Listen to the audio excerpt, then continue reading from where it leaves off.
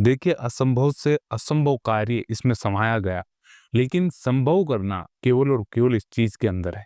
अर्थात इसमें इतनी शक्ति है, इसका कोई अनुमान नहीं लगाया जा सकता, किसी के द्वारा अनुमान नहीं लिया लगाया जा सकता है इसमें कितनी शक्ति है।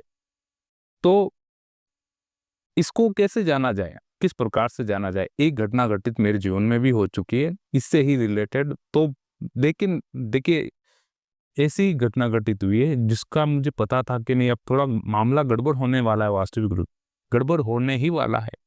लेकिन विश्वास होना परमात्मा पे, ईश्वर पे, और उनका निरंतरता से गुणगान करना, प्रभु का नाम लेना, तो वो चीज बदल जाती, दिशा बदल जाती उसकी।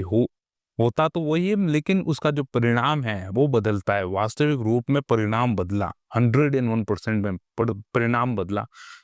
होना तो वही था, बिल्कुल वही चीज हुई, लेकिन स्वयं के ऊपर, हम मुझ पर और मेरे परिवार पे किसी भी प्रकार का कोई ऐसा नहीं कि नहीं भाई यहाँ पर इन पर दोष आए, ऐसा कुछ भी नहीं हुआ। और ऐसी घटना घटित हो चुकी है। अब देखिए, मैं एक चीज आपको बताता हूँ, नाम में कितनी सामर्थ्य है, आप सभी को जानना बहुत जरूरी है। वास्तविक रूप में बहुत जानना जरूरी है, क्योंकि आप में से काफी लोग ऐसे हैं जो कि अपने जीवन में प्रथम बार या थोड़ा सफर आगे कर चुके हैं, या अंतिम सफर पे हैं। तो ऐसी स्थिति में आपको क्या चाहिए कि आप और केवल ईश्वर की प्रधानता रखें अपने जीवन पर। ये वास्तविकता है, ये वास्तविकता है। देखिए, संसार इतना बड़ा है, संसार में इतने संबंध है, परिवार दिया परमात्मा ने, गृहस्थी दी, और काफी सारे संबंध भी दिए। देखिए, एक एक और एक कि इन सभी में से जो व्यक्ति अपने कर्तव्यों का बिल्कुल धर्मानुसार कर्तव्यनिष्ठ होकर पालन करता है, जो जो उनको दिया गया भगवान द्वारा, तो अगर जो कर्तव्य जो एकदम ईमानदारी पूर्वक अपने कर्तव्यों का पालन करता है, तो एक समय पश्चात उसको अपने जीवन में ज्यादा दुख नहीं देखना पड़ता। ये वास्तविकता है, और इसमें बहुत बड़ी सच्चाई छुपी हुई है, बहुत बड़े गूढ़ रहस्य छुपे हुए हैं। और इसको एक साधना के रूप में ही देखा जाए तो बहुत अच्छा है, क्योंकि ये साधना का एक रूप है। गृहस्थी को ईमानदारी से जीना और धर्म पूर्वक जीना, ये बहुत बड़ी बात है, और आजकल ऐसा हो नहीं रहा। लेकिन बहुत कम लोग हैं जो ऐसी इस व्यवस्था में जी रहे हैं, क्योंकि काफी सारी अड़चना आती है, काफी सारे दुख देखने को मिलते, संघर्ष देखने को मिलते हैं। तो होता है, लेकिन आपको समझना पड़ेगा कि जो चीज परमात्मा के द्वारा निर्धारित है उसमें कभी भी दोष नहीं होता। वो आपके कल्याण के लिए निर्मित की गई है। अर्थात जो हमारा जीवन मिला है, हमको जो स्थिति मिल गई है, जिस जगह आ गए हैं, तो वो एक बहुत सोची समझी सूझबूझ द्वारा आपके स्वयं के कल्याण के लिए, हमारे कल्याण, हम सभी के कल्याण के लिए ये बनी हुई है। अब देखिए, एक चीज आपको मैं एक और बताता हूँ। ये धीरे धीरे जब आप इस मार्ग में चलते हैं, प्रभु के नाम स्मरण में करते रहते हैं, करते रहते कुछ परखा जाता है। एक साधक को परखा जाता है शुरुआती रूप में कि किस कोटि का ये साधक है, किस व्यक्तित्व का ये साधक है। तो हर प्रकार से देखा जाता है भाई क्या चीज की कमी है, क्या चीज की बढ़ोतरी हो रही है। तो उसको बैलेंस में लाने का कार्य ईश्वर का होता है। वे अपना आप बैलेंस करते हैं, किस प्रकार से करते हैं वे खुद ही जाने, वे खुद ही जाने ये चीज का। लेकिन इसमें आपका क्या कार्य होना चाहिए? देखिए, इसमें एक साधक का अपने जीवन में इतनी तो ईमानदारी रखना जरूरी है, जिससे कि वे ये निर्धारित कर सके कि ये सही है और ये गलत है। अगर आप अपने अपने में ही कुछ सही सही गलत का अगर फैसला नहीं कर पाएंगे, तो वास्तविकता से ये जाने कि आप कुछ निर्णय हैं जो केवल और केवल अपने हित में कर रहे हैं, स्वार्थपूर्ण, अन्य लोगों के लिए आप कुछ नहीं सोच रहे। तो ऐसी स्थिति में एकदम बिल्कुल सही अंदेशा लग जाता है कि आप किसी और मार्ग पे चल रहे हैं। अध्यात्म जीवन में, प्रभु प्रभु भक्ति में बिल्कुल भी नहीं चल रहे हैं आप। स्वार्थपूर्ण किए हुए जो निर्णय होते हैं, उसमें केवल और केवल स्वयं का स्वार्थ होता है, और किसी का भी कल्याण नहीं होता। यह आपको मानना पड़ेगा।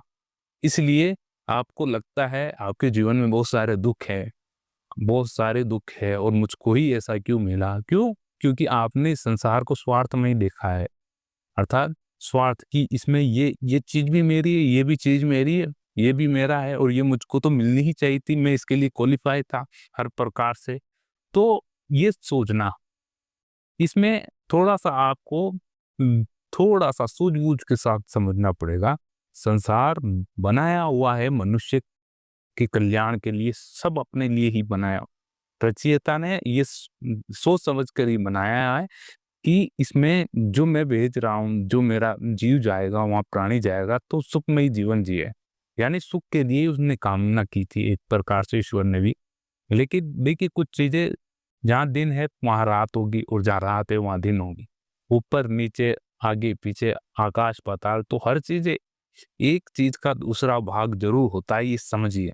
एक चीज़ जो सामने से दिख रही है वो विपरीत दिशा से कैसे दिख रही है, ये आप बता नहीं सकते क्योंकि उसका दूसरा छोर भी होता है। तो इस चीज़ को आप मानिए। अब समझने की बात ये है, ईश्वर का नाम, भगवान का नाम, हरि का नाम, नारायण का नाम लेने से बड़े-बड़े रोग दोष दूर होते हैं। अब देखिए काफ़ी लोग गृहस्थी से इसको अपने जीवन में जोड़ते हैं। देखिए अगर गृहस्थी में आपको आपको आर्थिक व्यवस्था से बहुत संपन्नशाली होना है, इसके लिए क्या करें? तो ऐसा नहीं है कि आपको प्रभु का नाम लेते रहें, बैठे रहे एक स्थान पे बैठे रहें और आप माला लिए हुए जप रहे, ऐसा नहीं है। आपको प्रयास करना पड़ेगा वास्तविक रूप से। आपको शारीरिक मेहनत भी करनी पड़ेगी, प्रयास करना पड़ेगा। संसार की माँग क्या है, दिमाग दौड़ाना पड़ेगा हर तरह से। क्योंकि ये मनुष्य जीवन बना है, कुछ ना कुछ इस चीज़ का उपयोग किया गया। शरीर है, शरीर का उपयोग भी किया जाता है, हर क्षेत्र में उपयोग किया जाना चाहिए। कार्य क्षेत्र में, शारीरिक दक्षता में इसका उपयोग किया जाता है, हर क्षेत्र में इसका उपयोग किया जाता है। तो इसमें आपको सोचना पड़ेगा कि आपको करना क्या है। हर चीज़ के भगवान ने एकदम बिल्कुल मटेरियल बना के भेजा है कि इसका उपयोग करो और जो चीज़ चाहिए वो पाओ। ये ईश्वर द्वारा निर्मित है। लेकिन आप थोड़ा यहाँ पर गड़बड़ कर जाते हैं कि नहीं, हम तो केवल और केवल इस मार्ग, चलना तो है वास्तविक रूप से इसी मार्ग पे, लेकिन आपको थोड़ा सोच समझकर इस मार्ग में आगे बढ़ना है। केवल और केवल ये नहीं कि हमको बिल्कुल बैठे रहना है और बिल्कुल कोई ऐसा चमत्कार हो, चुटकी बजे और चप्पड़ फाड़ के, होता है ऐसा भी होता है। लेकिन जो संघर्षमयी जीवन जो कोशिश करता है उसके लिए है, बिल्कुल बैठे बिठाए नहीं, कोशिश करने वालों को ही मिलता है, ये वास्तविकता है। अगर आपको ये वीडियो अच्छा लगा हो तो ज़रूर हमें इस वीडियो के माध्यम से लाइक कीजिए और इस चैनल को सब्सक्राइब कीजिए। आत्मा का सफर। मिलते हैं अगले वीडियो में, जब तक के लिए जय श्री हरि। ओम नमो भगवते वासुदेवाय।